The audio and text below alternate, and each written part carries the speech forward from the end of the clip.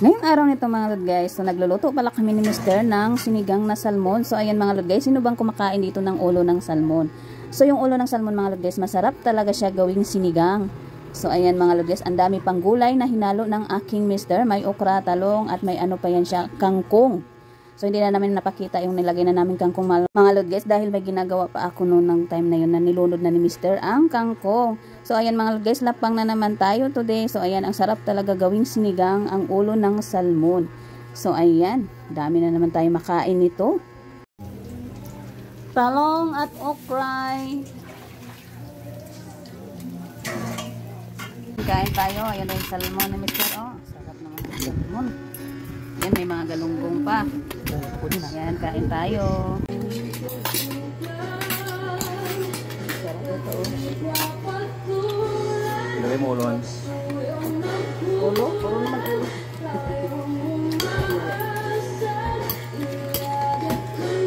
Sa salmon. Ito na, isda na. May islam ako. Salmon ba? Sarap yun. Huwag na. Ito, tikman mo ito. Tikman mo yan. Sarap. Ulo rin ito no. Baba. Sarap ng ano, sinigang na salmon. Side.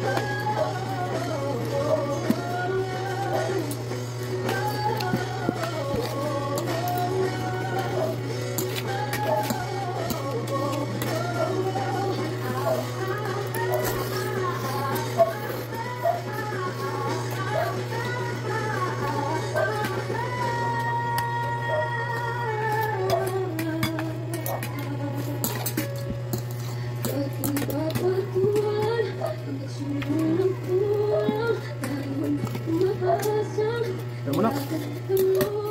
Taba ba, taba.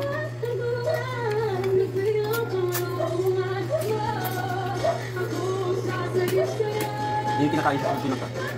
Salmon? Meron ito na.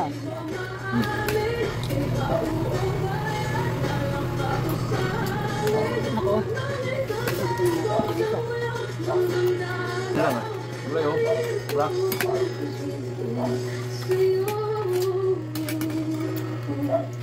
Balik.